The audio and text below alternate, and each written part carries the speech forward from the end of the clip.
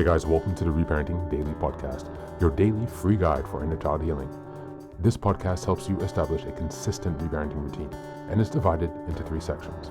The first is a daily reading, the second is a discussion of that reading followed by suggested journal prompts, and the last section is a peaceful meditation for closing. Good morning, good afternoon, and good evening from whenever and wherever you're joining us. I'm so glad that you can join us for this journey of healing, self-expansion, and growth.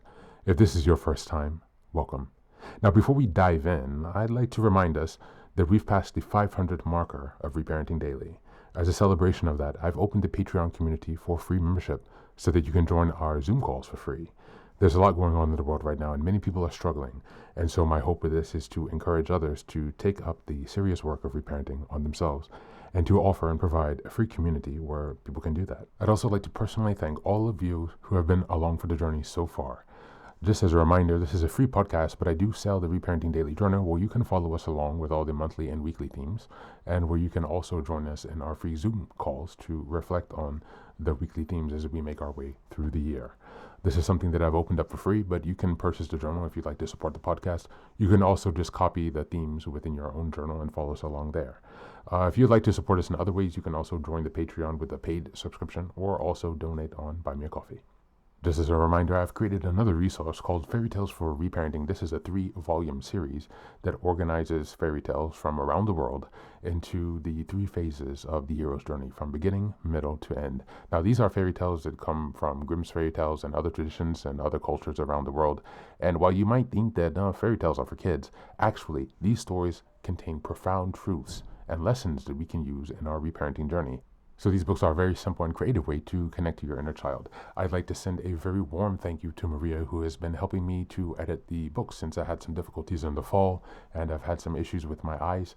So now the first 2 volumes are available on Amazon in ebook or regular book format, so you can check those out, and we'll be working on that last volume to release to you as soon as possible.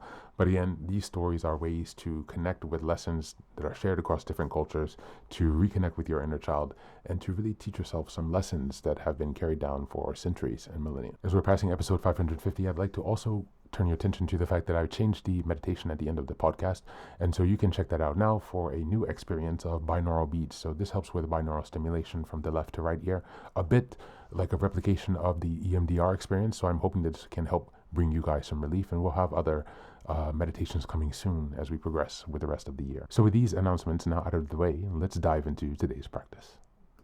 Today, we're going to be listening to a talk by Jim Rohn, who was one of the most influential personal development speakers and business philosophers of the 20th century. He started as a poor farm boy in Idaho, and then he went on to mentor legends like Tony Robbins, Les Brown, and Brian Tracy.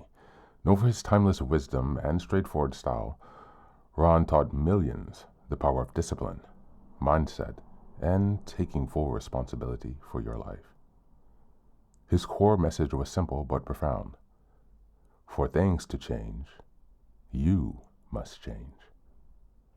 And so today we're going to be listening to this talk. It's only a portion of the video, as always. The full lecture is about 2 hours long, so I will leave a link in the show notes so you can check out the full thing on YouTube. And the title of this seminar is called The Major Key to Your Better Future is You. And so again, I will leave the link in the show notes so you can listen to the entire seminar, and I will only show you a portion. Since we were listening to this audio today, I won't have a reflection section, and I again encourage you to listen to the entire seminar when you have time, or perhaps over the next few days, and then reflect yourself on how this lesson, and these lessons actually, he's giving a lot of information here, how these lessons and this information can help you in shifting from a scarcity to abundance mindset. Try to think about this not just on the surface practical level, but think about the deeper changes that you will have to accept and make within yourself in order to achieve the goals that you've set for yourself in terms of your growth, your reparenting, your development, and your aspirations. So without further ado, here's Jim Rohn. Here's the big challenge of life. You can have more than you've got because you can become more than you are. That's the challenge. And of course, the other side of the coin reads, unless you change how you are, you'll always have what you got. I have found in my experience that income does not far exceed personal development. Now, sometimes income takes a lucky jump, but sure enough, unless you grow out where it is, it'll usually come back where you are. Life has strange ways. If somebody hands you $1 million, best you become a millionaire quickly, so you get to keep the money. Otherwise, sure enough, it'll disappear. Somebody once said, if you took all the money in the world, divided it up equally among everybody, it would soon all be back in the same pockets. Incredible. Success is something you attract, not something you pursue. Success is looking for a good place to stay. So instead of going after it, you work on yourself. Personal development. See, the major question to ask on the job is not what are you getting. The major question to ask on the job is what are you becoming? See, the big question is not what am I getting paid here. The big question is what am I becoming here? Because true happiness is not contained in what you get. Happiness is contained in what you become. So that's our major subject for tonight, personal development. Of all the assignments Mr. Schoaf gave me at age 25, this was probably the most difficult. In fact, I'm still working on this one. I think it's an unending challenge to see what you can become. The next subject is called basic laws. And it's good to study the basics. And I call these basics primarily because they come from the Bible. Now, I'm not a theologian or a minister, and that'll be apparent. But Mr. Schoaf taught me that the Bible was a good textbook for ideas and stories and success equations, how to live the better life. I found out that was true. He also taught me that the Bible is as practical as it is spiritual, and I found out that's true. If you look at your bank account and your income and you're not happy, there are several places in the Bible to check to see what the heck's wrong so you can make the changes. And we're going to cover some of those tonight, called basics. Okay, the next subject is my favorite, setting goals. Mr. Schoaf taught me how to set goals. What a favor that was. One morning at breakfast, shortly after I met him, he said, Jim, let me see your current list of goals, and let's go over them and talk about them. He said, maybe that's the best way I can help you get a better direction started. And I said, I don't have a list. He said, well, is it out in the car or home somewhere? I said, no, sir. I don't have a list anywhere. He said, well, young man, that's where we got to start. He said, I can tell you right now, if you don't have a list of your goals with you, he said, I can guess your bank balance within a few $100s. Which he did. And that got my attention. I said, you mean my bank balance would change if I had a list of goals? He said, drastically. That day I became a willing student how to set goals. And sure enough, learning how to set goals changed my life. And I often wondered why no one had ever taught me how to set goals up until age 25. I went to high school, but if they offered it, I missed it. I went to college for a year, never heard it. I worked for Sears. Really. And to my knowledge, Sears never taught it, right? How to set goals. So here I am, age 25, married, my family's starting, I've been to college, I'm working, and I still don't know how to set goals. But fortunately, when I was 25, I met the man who taught me how, and it revolutionized my whole life. Economically, socially, personally, it's incredible. So I want to share with you tonight what Mr. Schoaf shared with me, how to set goals. It can be a life changer. Okay, the next subject is the negative part of the seminar. Life is part negative, so we got to talk about the negative. And this subject is called diseases of attitude. Diseases of attitude. There's a lot of things that can wreck your chances to do well. We live in a rather dangerous world, so you got to be not only wise, you got to be careful. Now, attitude diseases are just as bad as physical diseases, right? High blood pressure, heart trouble. I mean, a lot of things lace your chances to do well. So you've got to be careful. And attitude diseases are deadly. I mean, they'll destroy all the good things you start. Okay? So we'll go through those attitude diseases, how to spot them, how to look for them, what they are, and the cure. And I'm a pro on these because I've had them all, so I can give you excellent advice on these. Now, the last subject we're going to consider tonight is called the day that turns your life around. The day that turns your life around. And under this subject, we're going to talk about the emotions that can change your life. Human beings are emotional creatures, and emotions are powerful for life change. Now, of course, emotions are so powerful they can go either way on you. Emotions can either build or destroy. So you really have to employ emotions properly. We call civilization the intelligent management of human emotions. If you can intelligently apply your emotions in the right direction, no telling what can happen. Could turn your life around one day would be sufficient. So we'll talk about those. Okay. Now, that's a lot to cover in one evening. But we'll keep at it here and see if we can't get it all done. I'd like to have you now jot down the theme of the seminar. Every seminar should have a theme, I guess. We've got one. It's on some of our literature if you happen to notice it, but if you didn't, for your notes, here it is. The theme of the seminar goes like this. The major key to your better future is you. That's the theme of our seminar tonight. The major key to your better future is you. And I'd like to have you underline two words just to give it some added punch. Underline the word major and the word you, so that it reads, the major key to your better future is you. Now, my first suggestion is transfer this to a card or something where you can put it up where you can see it every day. Preferably put it up where you can see it at the beginning of the day, before you go off to put the day together. This is a good phrase just to glance at, to keep in mind as you're putting the day together. It's called the silent seminar. If you'll just let this talk to you during the day, I found it to be tremendously helpful. The major key to your better future is you. For a big share of my life now, I didn't have this one quite figured out, among a lot of things I didn't have quite figured out. Many things used to puzzle me back in those early days. I used to wonder why two people could work for the same company, one make twice as much money. Now, see, that used to puzzle me.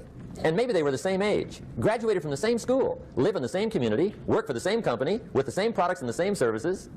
They've got the same traffic, the same problems, and one makes $1,000 a month, the other one makes $2,000 a month.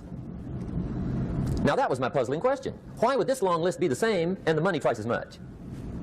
I asked, what's the difference between $1,000 a month and $2,000 a month? And I don't mean $1,000 a month, right? I could figure that out. But what makes the difference? Why would one person do twice as well, 3 times as well? Speaking economically. Now, I know there's more than one way to do well. I understand that. But in this little narrow area called compensation, what's the difference? Well, back then, with my faulty thinking, I'm trying to reason it out. I thought, well, maybe time makes some of the difference, right? Some people do better because they have more time. I used to say, Harold ought to be able to do well. He's got a lot of time.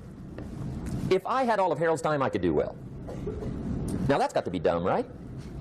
Number one, you can't get somebody else's time.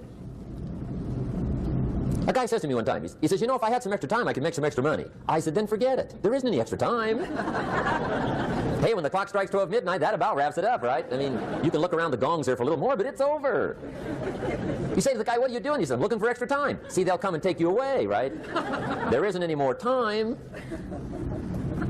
Now, if you can't get more time, which you can't, what could you get more of that would make a difference in economic results? And here's the key word. Make it a part of your notes. We're going to consider it tonight. The word is value. And I have a little phrase for your notes. Value makes the difference in results. Value makes the difference. You can't get more time, but you can create more value. Now, here's the first lesson of economics. Everybody should learn it from the time they're old enough to understand what a dollar means, how to earn one, how to get one, how to keep one, what to do with it. First lesson of economics. We primarily get paid for value. That's lesson 1. Bringing value to the marketplace, that's how you get paid. You don't get paid for the time. I know it takes time to bring value to the marketplace, but you get paid for the value, not the time. Now, since that's true, here's one of the key questions of the evening.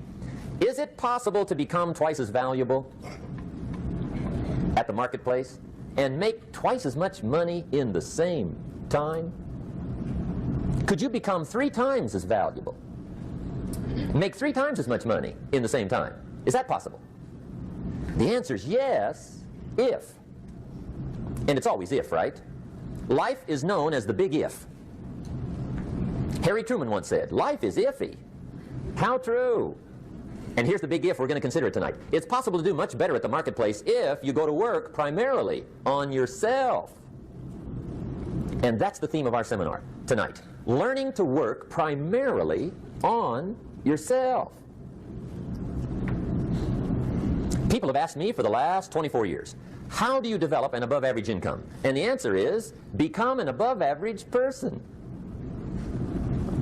Develop an above-average handshake. Some people want to be successful, they don't even work on their handshake. As easy as that would be to start on. They let it slide, they don't understand. Develop an above-average smile. Develop an above-average excitement. Develop an above-average interest in other people. Develop an above-average intensity to win. See, that'll change everything. Probably one of the most frustrating experiences in life is looking for an above-average job with above-average pay without becoming an above-average person. It's called frustration. And Mr. Shoaff gave me probably the greatest clue he gave me when I first met him. He said, Jim, if you want to be wealthy and happy the rest of your life, just learn this lesson well. He said, learn to work harder on yourself than you do on your job.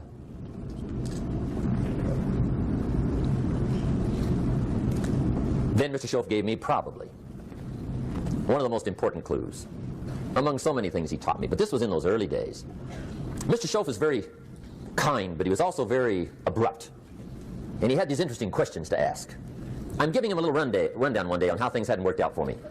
He said, Mr. Rohn, I've got the answer for you if you will listen carefully. And listen carefully I did that day and for the next 5 years. If somebody's wealthy and happy, you gotta listen. He said, Jim, I've only known you a short time. But he said, it's already my honest opinion that for things to change for you, you've got to change. That wasn't quite the answer I was looking for. But that's the answer he gave me, and I pass it along to you on this warm summer evening in Anaheim, California, 1981. For things to change for you, you've got to change. Otherwise, it isn't going to change. Before I met Mr. Shoaff, I used to say, I sure hope things will change. Right? That seemed to be my only hope. If it isn't going to change, I'm in serious trouble. And then I discovered it isn't going to change, so I'm in serious trouble.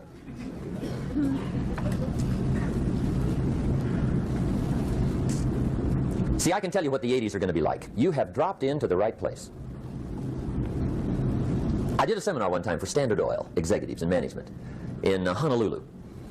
And we're having a conference one day on this big conference table. And one of them said to me, Mr. Rohn, you know some fairly important people halfway around the world. What do you think the 80s are going to be like? I said, gentlemen, I do know the right people. I can tell you. So they all listened very carefully. And I said, gentlemen, based on my wide experience, I can really honestly say to you, in my opinion, in the 80s, it's going to be about like it's always been. Aren't you glad you came? That's inside. I don't pass that around just everywhere. Now, of course, I said that to make a point, but I also said it because it's accurate. It's going to be about like it's always been. It isn't going to change. The tide comes in, and then what? It goes out for 6,500 years that we know of, recorded history, and probably long before that. So it is not going to change. It gets light, and then what? It turns dark. 6,500 years. See, it's not likely to change. And we're not to be startled by that. If the sun goes down, the guy says, what's happened, what's happened? It means he hasn't been here long, I guess, right? It always goes down about this time. The guy says, well, I don't like that arrangement. Well, you got to talk to somebody besides me, right? It gets light, then it turns dark. In rotation, the next season after fall is what? Winter. Pray tell, how often does winter follow fall? Every year regularly for the last 6,500 that we know of. See, it is not going to change. Now, some winters are long, and some are short, and some are hard, and some are easy, but they always come right after falls. It isn't going to change. Sometimes you can figure it out, sometimes there's no way to figure it out. Sometimes it goes well, sometimes it gets in a knot. Sometimes it sails along, sometimes it gets in reverse. See, that's not going to change. The last 6,000 years reads like this: opportunity mixed with difficulty. That's how it reads. It isn't going to change. The man says, well, if it isn't going to change, how will my life ever change? Answer, when you change.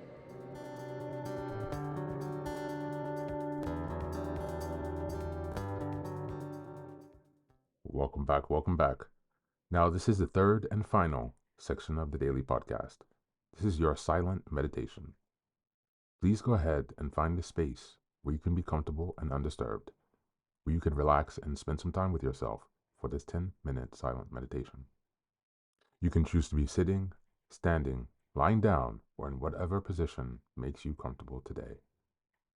Take a moment to simply be with yourself. Focus on your breath and gently connect with each part of your body. If thoughts arise, don't let them overwhelm you. Just observe them without attachment. Imagine them as leaves drifting down atop a river, passing by without needing your engagement. Stay present, grounded, and open to this moment.